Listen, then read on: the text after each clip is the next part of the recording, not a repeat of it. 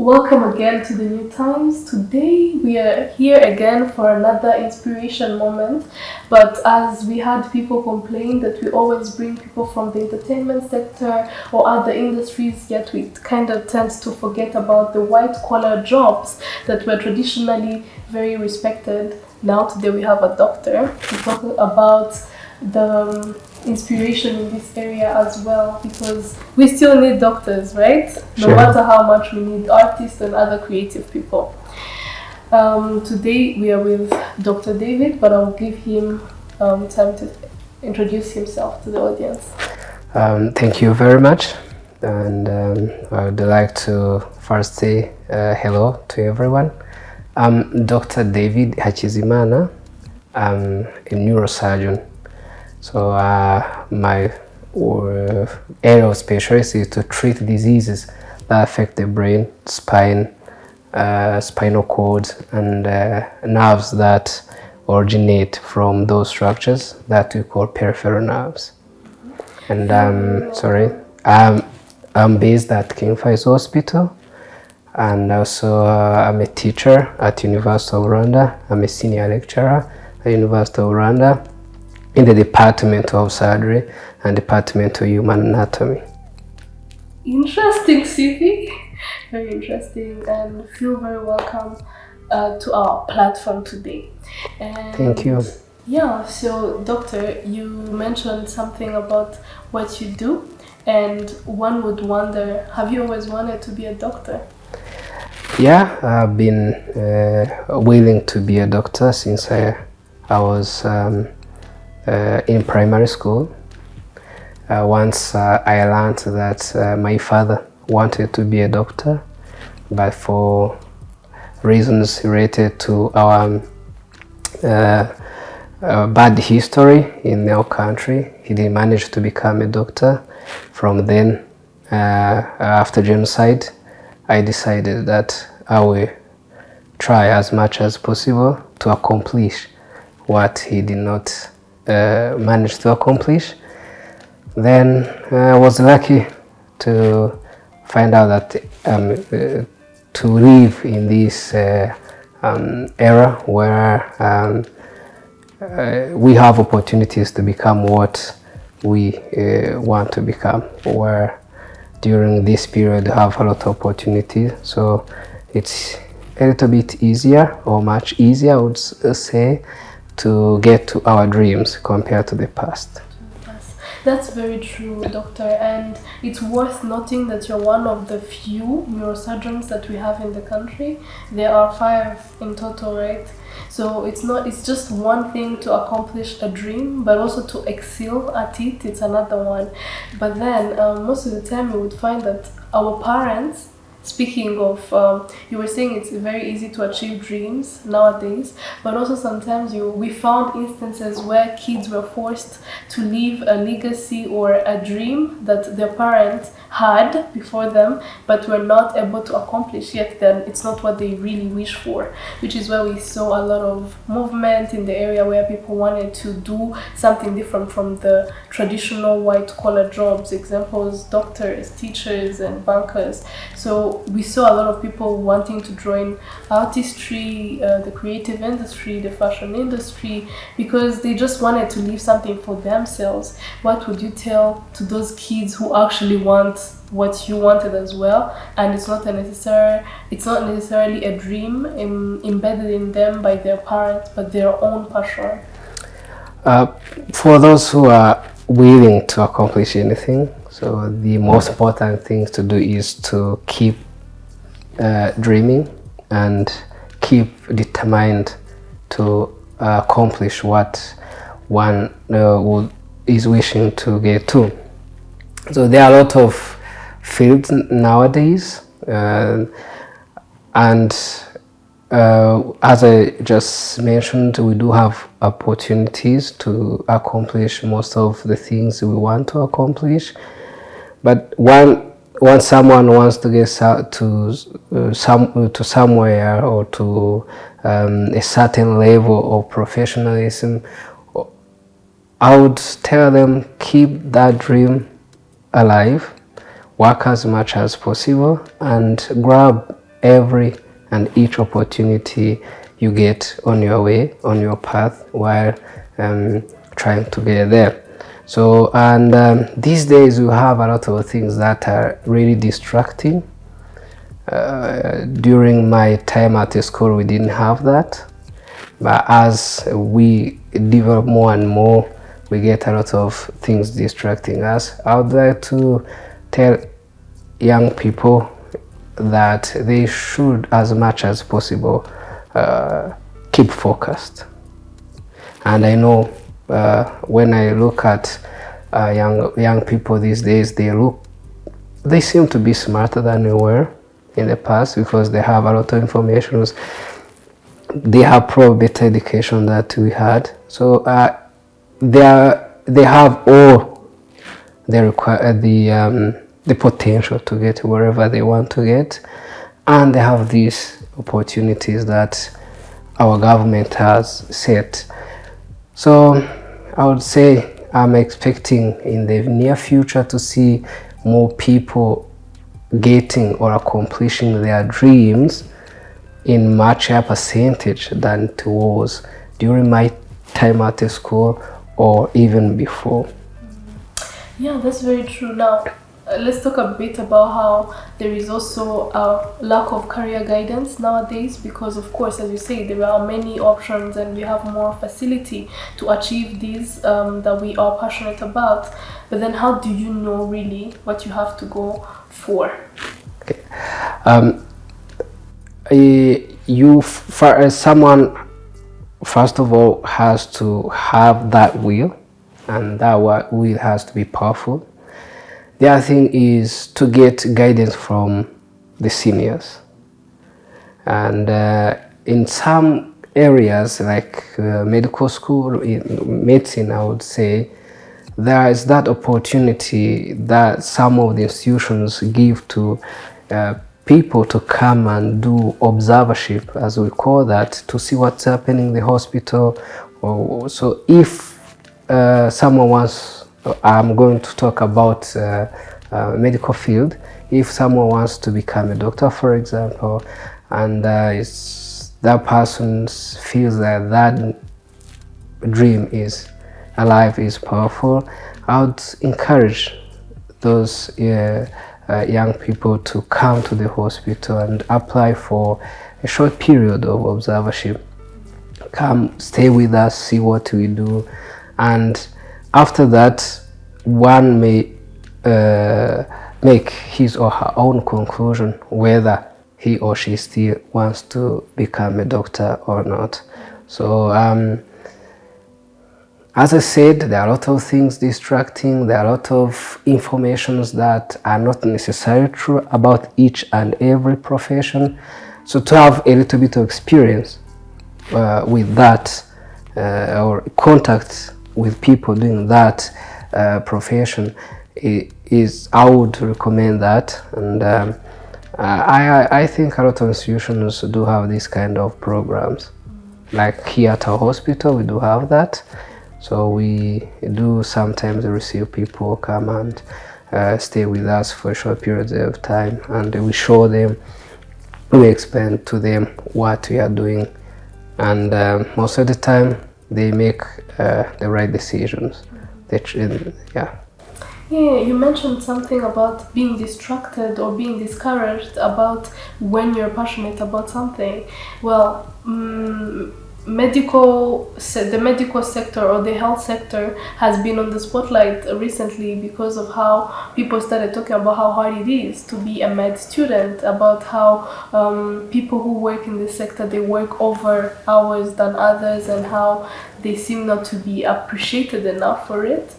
Speaking of finance and money, so now what would you say? Do you think that is something that discourages young people in joining this sector? Do you think it could be a developing impediment to people joining, more people joining this sector? What are your thoughts? Yeah, that's a very interesting question. Different people have different opinions on their profession.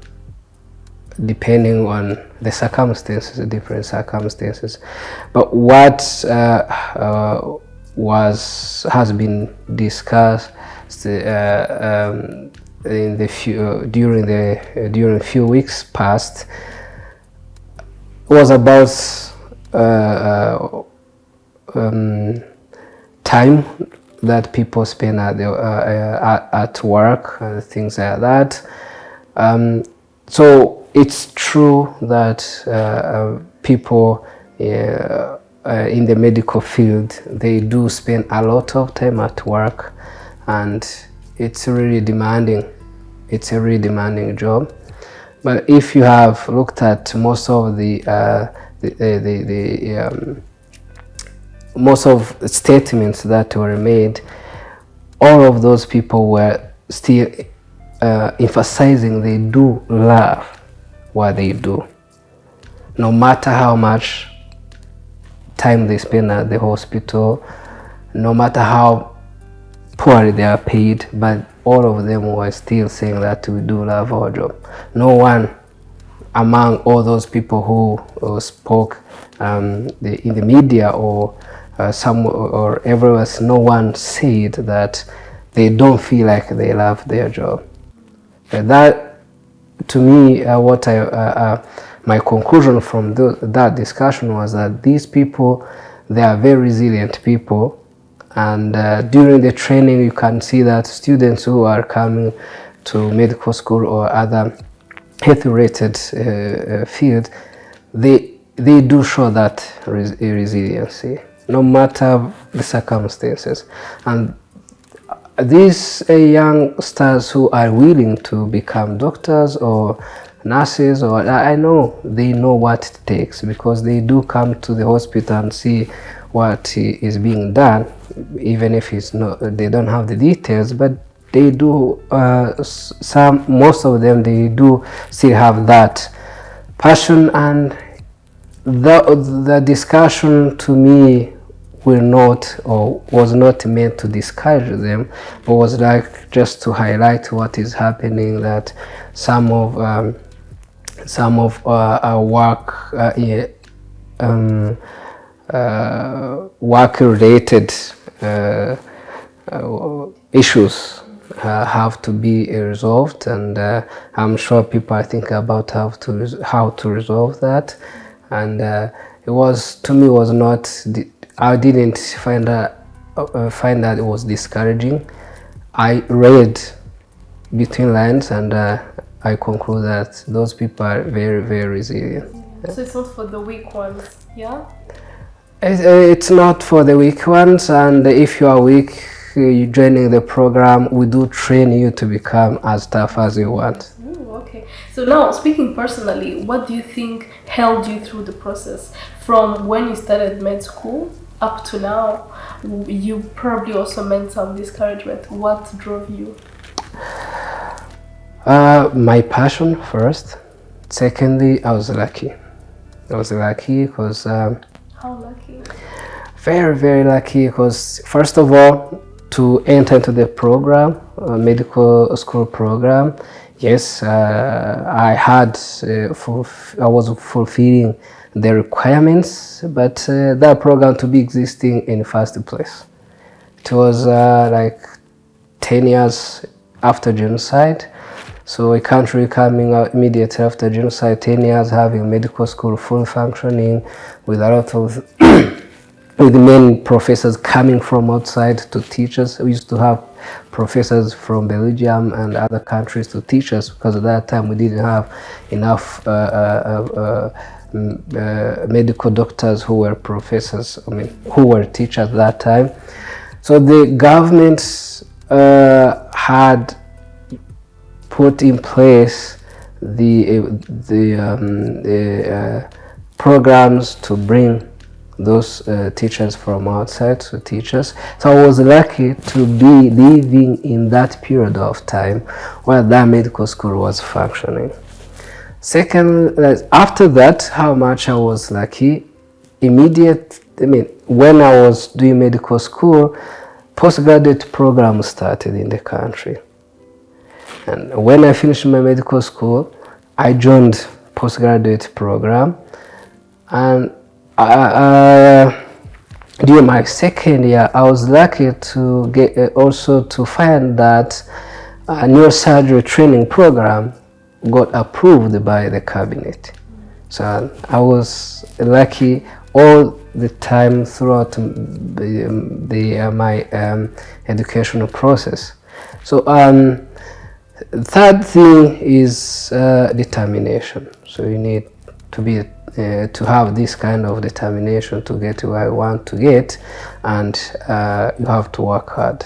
So medical school, everyone knows that you have to study for long hours, and since my second year of medical school, I haven't gone to holidays anytime. So during my holidays, I used to go to, first I went to health center to practice nursing. After that, I used to go to different departments, different hospitals to request for a stay in a particular department for me to get some experience and to learn from them. So my holidays, I used my holidays to study, and that helped me a lot, and helped me to probably understanding how much of the things I understand now, and what else that's during the process helped me. Excuse me? That's it? yeah, that's well, it. You would also wonder, like, is there something extracurricular that you were involved in? Let's say, were you a sport person, were you a music person, do you have friends, or you were a complete nerd? Okay, that what I wanted also to talk about is that when doing that, when you have to spend a lot of time at the school learning very hard stuff, you need to be physically healthy. So, and for me, since the age of 15, I have been practicing martial arts. I started practicing karate.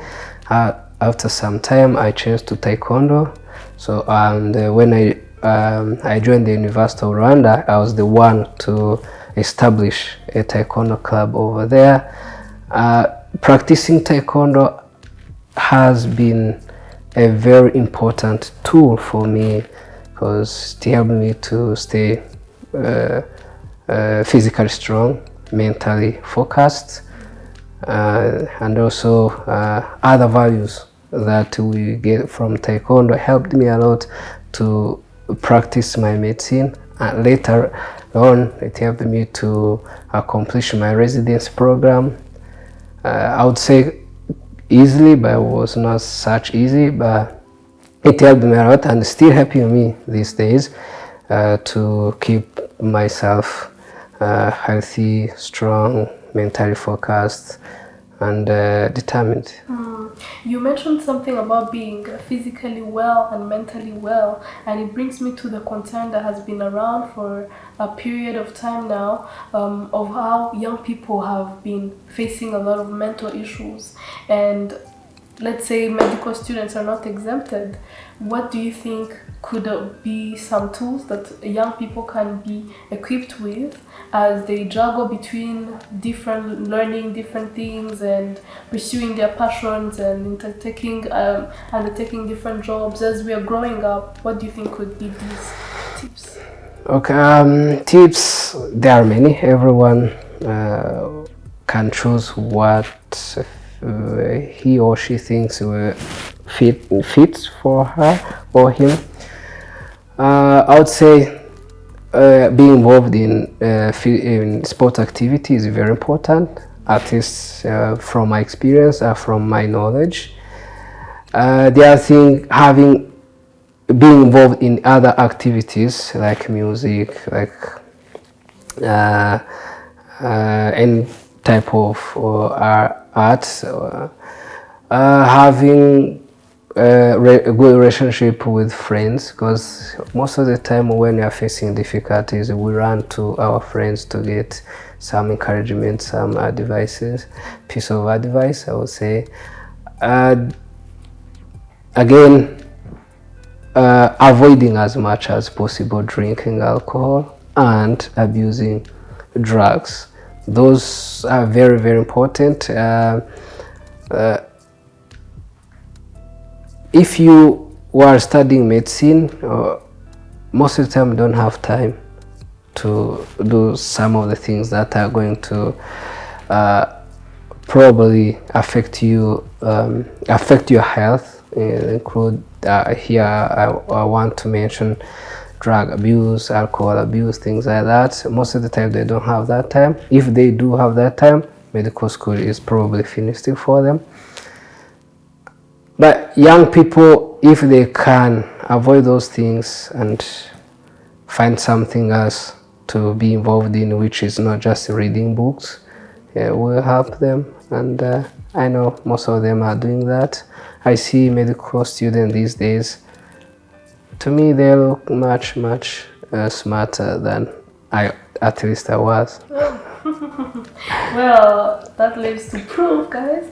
But well, now let's talk about the social aspect of our lives. How about you? Did you have friends growing up? Are you married? Like, how do you juggle between your work and your social life?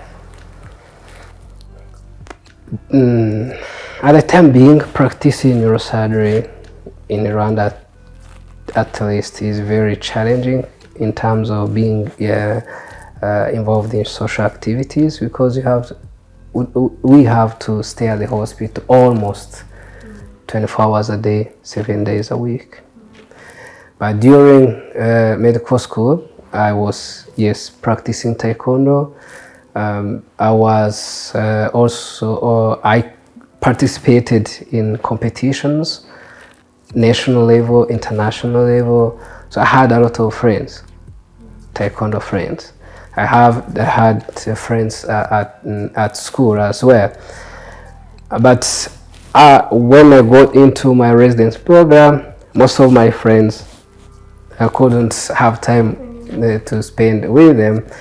But again, the medical field keeps you busy, but gives you other friends, people you're dealing with, your patients, relatives, all of those. Once you are practicing medicine, they at the end become your friends, because these are people in our community. We share the same community. But again, coming back to your question, my family also helped me a lot. Socially speaking, yes, I'm married. I have one son, and I have brothers and sister, and cousins. So again, in Rwanda, we are still having very strong bonds in our families. It's something that other people don't have necessarily.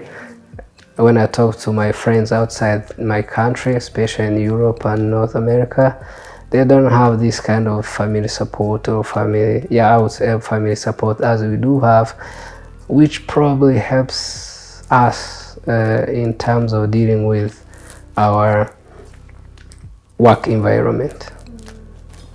Well, but does it get better? Do you ever get to a point where you're like, okay, now I can breathe, I can be relaxed, and I can have more time on my schedule?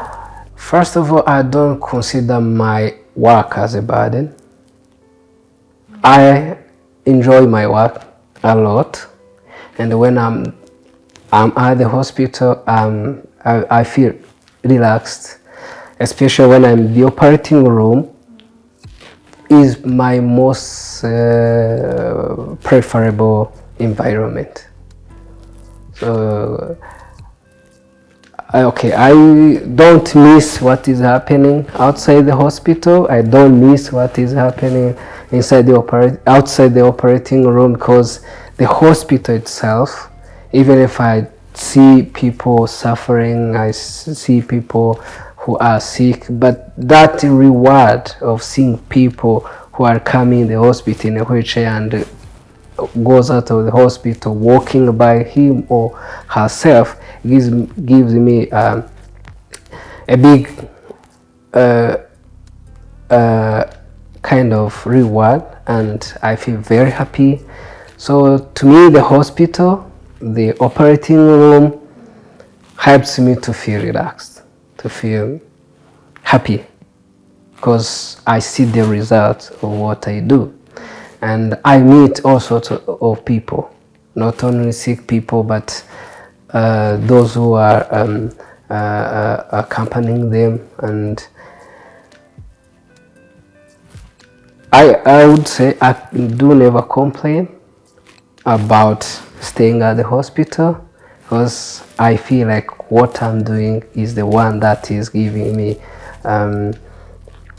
peace of mind. The satisfaction. Yes. That's very, very nice. Now, what would be one word or statement that you would tell someone who works in a challenging how do we say, conditions as well? Not necessarily a doctor, not necessarily in the medication and health sector, but let's say generally, as young people are trying to discover themselves and they're trying to explore all the opportunities at their hands right now available to them, what would you tell them to get that, to develop that resilience you kept talking about? Is to embrace the challenge. There is nothing satisfying more than overcoming a challenge. So if someone is working in a challenging environment, I would encourage them to embrace the challenges and look forward for the time that they will overcome that challenge.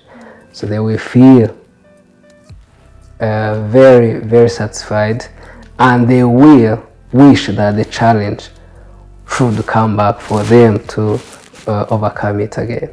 Yeah, it's kind of it's like an athlete running. As you run more and more, you want to run more. So the same thing. This is at least physiologically happening. This is explained by science.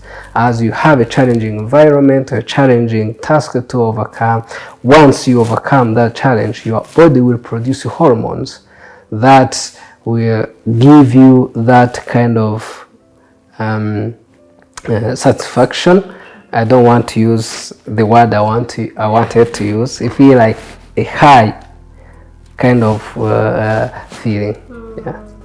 Basically, you feel happy, you feel at most happy. Well, yeah, one thing I've learned from this conversation is to identify your passion and to have the resilience to overcome the challenges from that you meet while pursuing it, and that you need to have things that will help you go through it. For you, it is Taekwondo. For others, it's something else probably, and you also have the family support. So it's up to us now to check in ourselves and identify our own battles and our own ways to achieve them. So now, Doctor, any last thoughts so we wrap this up?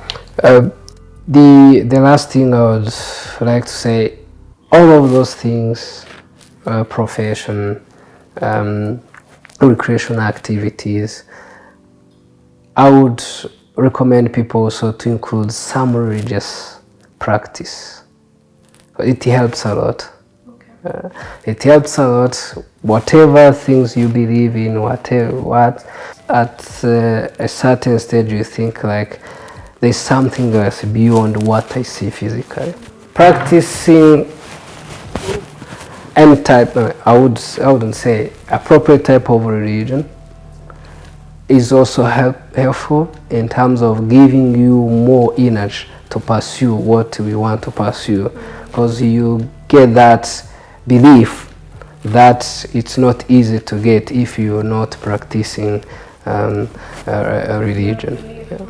That's very, very, very interesting, and I think we all have to believe in something at the end of the day, and as long as it helps you, go ahead.